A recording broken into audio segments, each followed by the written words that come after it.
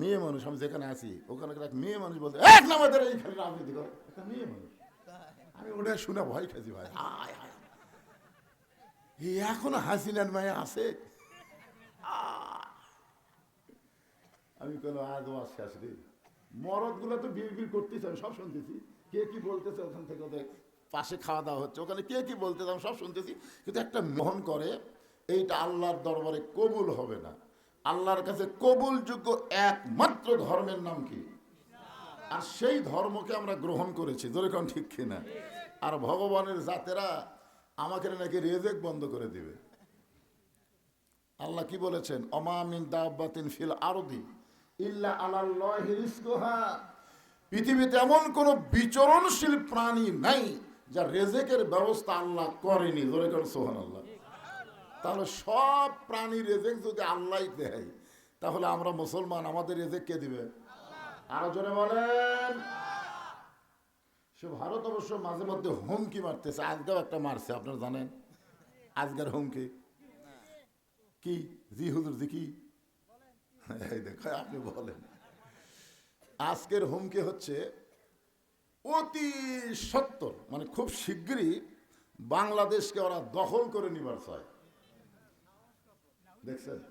আসলে হাসিনার সময় কিন্তু এরা বাংলাদেশকে অঙ্গরাজ্য বানাইছিল, যেরকম ঠিক কিনা? কিন্তু ডক্টর ইউনূস আসার পরে ওদের সেটাই গুঁড়েই বালি, যাকে বলা হয় গুঁড়ে বালি, মানে ওইটার হচ্ছে না। কারণ ডক্টর ইউনূস ঘোষণা করেছে ভারতের সমস্ত চ্যানেল বাংলাদেশ বয়কট করে দিল। আসলে মানুষ যাই হোক, নামটা তো একটা নবীর নাম, যেরকম কথা ঠিক কিনা? কোন নবী? ইউনূস নবীরে খাইল মাছেতে গিয়া, ফেরেশতা পাঠাইলেন আল্লাহ ইসমে আজম দিয়া। দমে দমে সে হরদম পড়ে সে ইসমে আজম, মাছেরই উদর হইতে বাঁচাইলে প্রাণ। সবাই বলেন আল্লাহ আল্লাহ, তুমি জানলি জালালুহু, শেষ করা তো যাই না গেয়ে তোমার গুণগান। জোরে বলেন আলহামদুলিল্লাহ। আমরা বিশ্বাস করি যে আল্লাহর কাছে ভগবানের অস্তিত্ব, সবাই বলা লাগবে। কারণ আপনারা মনে করতেছেন যে আপনাদের ভাদারই খালি ওয়াজ হচ্ছে, তা না। এই যে ক্যামেরাগুলো দেখতেছেন, এই ক্যামেরার মাধ্যমে লাইভ করে গোটা বিশ্ব আপনাদের ভাদারের ওয়াজ দেখতেছে। এখন সুবহানাল্লাহ, বুঝবার পারতেছেন না আপনাদের ওয়াজ এখন কোন জায়গায় চলতেছে। আমেরিকাতেও চলতেছে, লন্ডনে চলতেছে, সৌদি আরব চলতেছে, মানুষেই চলতেছে। বাংলাদেশের যত মানুষ বিশ্বে বসবাস করে সবাই আপনাদের ভাদারের ওয়াজটা লাইভে দেখতেছে।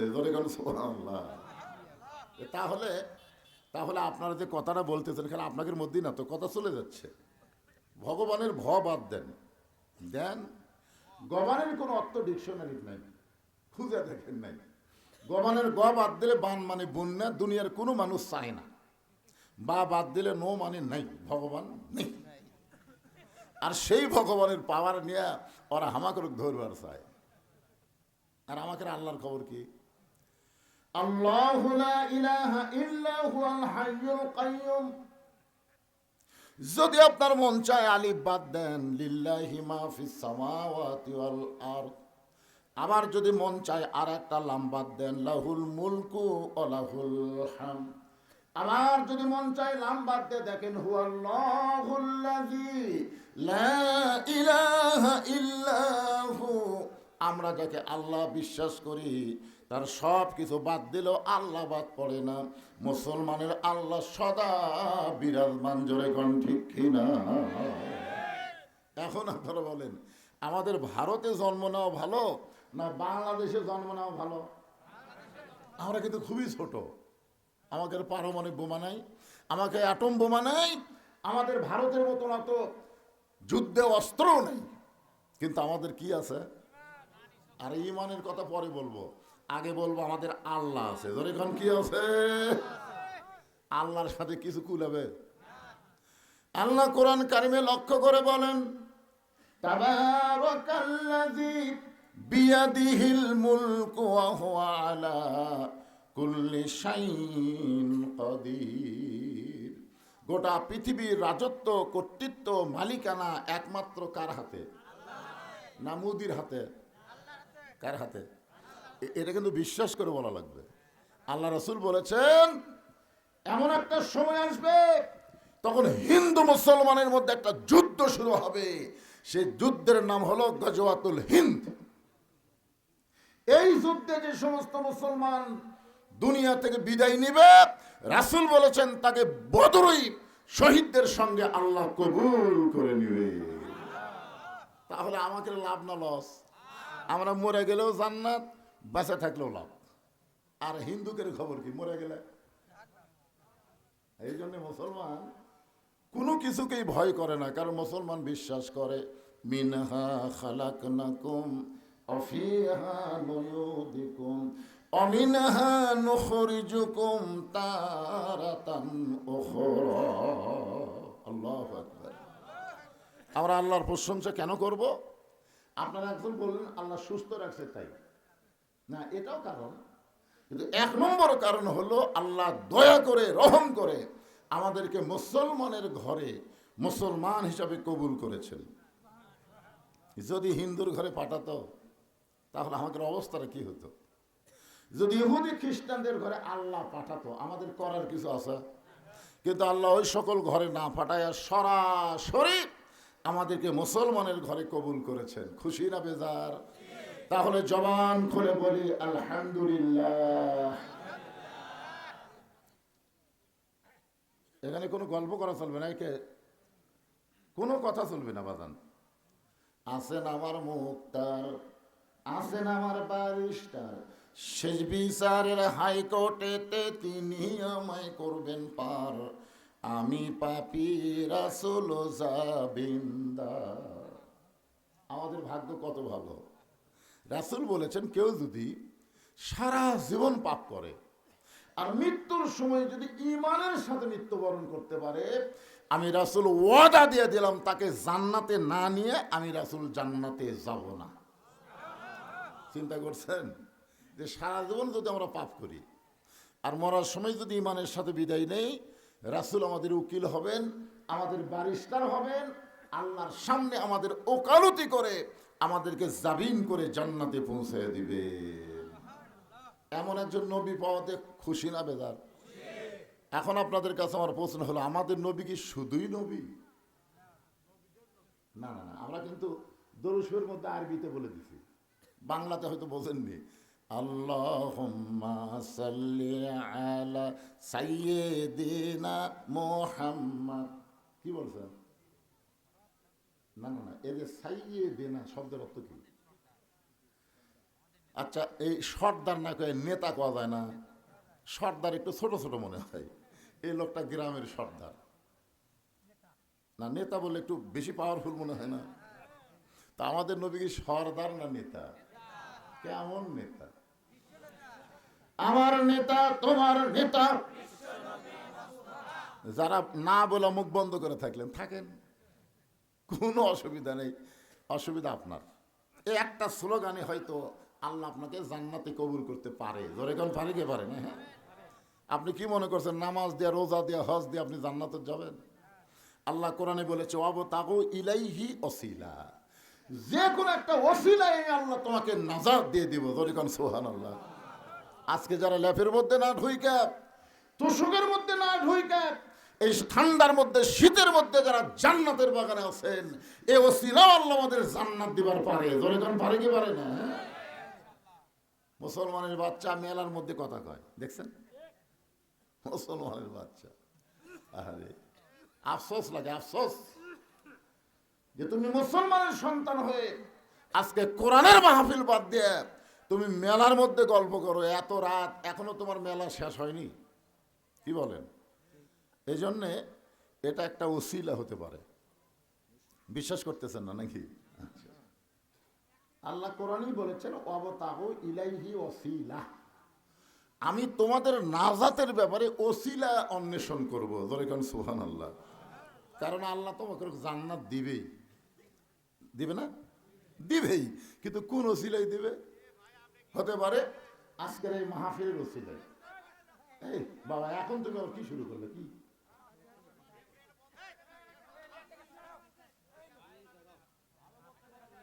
না না, এই দুই দিকে তো সেট করছে, একেবারে ইয়ার লাগাল হয়ে গেছে।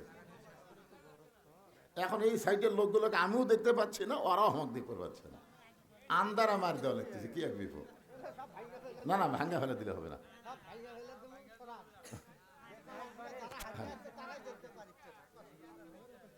হইচই না করে, এখানে অসংখ্য রহমতের ফেরেশতা, আপনাদের চাইতেও ফেরেশতা এখানে বেশি, কম না বেশি?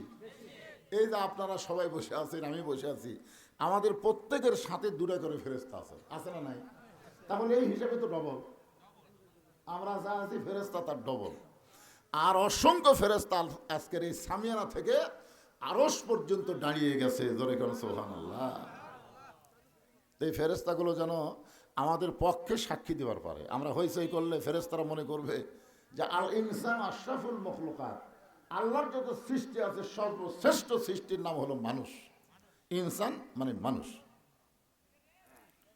আল্লাহর প্রশংসা করার কারণ হলো আল্লাহ আমাদেরকে ভাগ্য গুণে বিশ্ব নবীর উম্মত হিসাবে কবুল করেছেন, আর বিশ্ব নবীর উম্মত হওয়াতে আমাদের জান্নাত পাওয়া আল্লাহ সহজ করে দিয়েছে। প্রশংসা করব কার? মাশাআল্লাহ। আল্লাহর প্রশংসা করার আর একটা কারণ হলো এই যে দেখতেছে পবিত্র কোরআন। এখানে আজকে অবশ্য লেখছে ইসালে সওয়াব মাহফিল। ইসালে সওয়াব মানে কি? শেষে খাওয়া দাওয়া নাকি? না না, ইসালে সওয়াব লেখা থাকলে জনগণ বুঝবি খাওয়া আছে রে। আর যদি তাফসির মাহফিল দেয়, কয় না খালি এমনি এমনি। ইসালে সওয়াব শব্দের অর্থ হলো আমাদের আপনজন যারা দুনিয়া থেকে কবরে চলে গেছে তাদের রুহের মাগফিরাতে সওয়াব পৌঁছায় দেওয়া। বিশেষ করে এখানে একটা গোরস্থান, কবরস্থান। আমি বললাম যে ভাই গোটা পাড়ার কি এটা গোরস্থান? বলে না হুজুর, পারিবারিক কবর আছে, তবে আমরা এটা নতুন করে একটা সম্মিলিত গোরস্থান তৈরি করছি।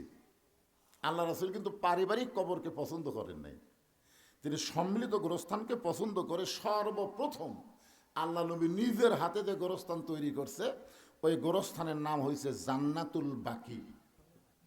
নাম কি? জান্নাতুল বাকি। সাহাবীরা বললেন হুজুর, সম্মিলিত গোরস্থানের মধ্যে লাভ কি? আল্লাহ রাসূল বুঝাই দিলেন এভাবে, মনে করেন আমি গরমের ভিতরে ওয়াজ করতেছি, গরম ওয়াজ করার কারণে আমার গাওটা খুব ঘেমে যাচ্ছে, তখন এক লোক দয়া করে পাকাই না আমাকে বাতাস করতেছে, শুধুমাত্র আমাকে লক্ষ্য করি কিন্তু বাতাস করতেছে, হুজুর বাতাস একটু ঠান্ডা হবে, কিন্তু আমার আশেপাশে যারা আছে ওদেরকে কিন্তু লক্ষ্য করেনি। এখন আশেপাশে থাকার কারণে এরা কি বাতাস পাবে? এই যে আপনাদের গোটা গোরস্থানে যদি একজন আল্লাহওয়ালা শুয়ে থাকে, ওই আল্লাহওয়ালার জন্য আল্লাহ যখন রহমতের দরজা খুলে দিবে, প্রত্যেকটা কবর রহমতের একটা অংশ পাবে। সুবহানাল্লাহ। আর একলা একলা দিবেন, ভালো হলে ভালো, খারাপ হলে শেষ। আমরা সকলে মিলে মরার পরও একসঙ্গে থাকতার চাই, কি ভাই? এই জন্যই কিন্তু গোরস্থানকে লক্ষ্য করে আজকের এই মাহফিল। এখন আসেন কবরকে নিয়ে আমি আজকে আলোচনা করব, বেশি রাজনীতি করা যাবে না। এই গোলাম হোসেন যখন ওয়াজ করতেছিল, এক মেয়ে মানুষ, আমি যেখানে আছি ওখানে এক মেয়ে মানুষ বলতে, এক নামাদের এই খালি রাজনীতি করে, একটা মেয়ে মানুষ। আমি ওটা শুনে ভয় খেয়েছি ভাই। এখনো হাসিনার মায়া আছে।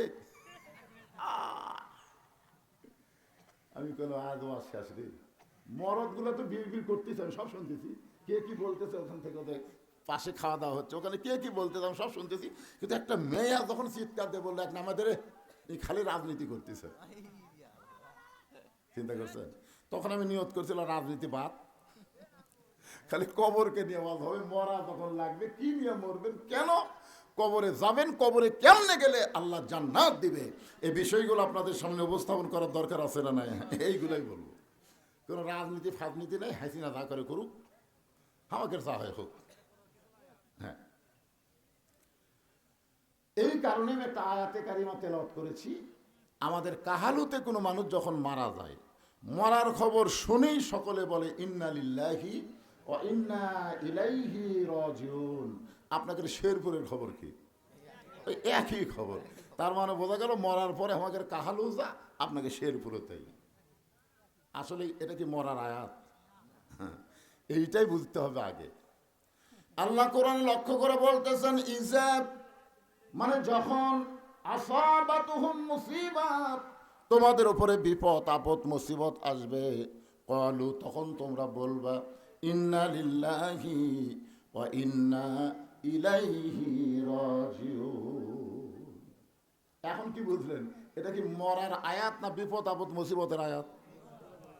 কারণ এখানে তো অ্যাঙ্গেলে নেই, ডাইরেক্ট একের শাব্দিক অর্থ আপনাদের শোনা দিলাম। ইজা মানে যখন, আসা বা তহুম মুসিবা, তোমাদের উপরে বিপদ আপদ মুসিবত আসবে, আল্লাহ বলতেছেন ক্বালু তখন তোমরা বলো ইন্না লিল্লাহি ওয়া ইন্না ইলাইহি রাজিউন। এখন যে আপনারা ইন্না লিল্লাহ পড়েন মানুষ মরার পরে, এই ইন্না লিল্লাহর বাংলা অর্থ কি?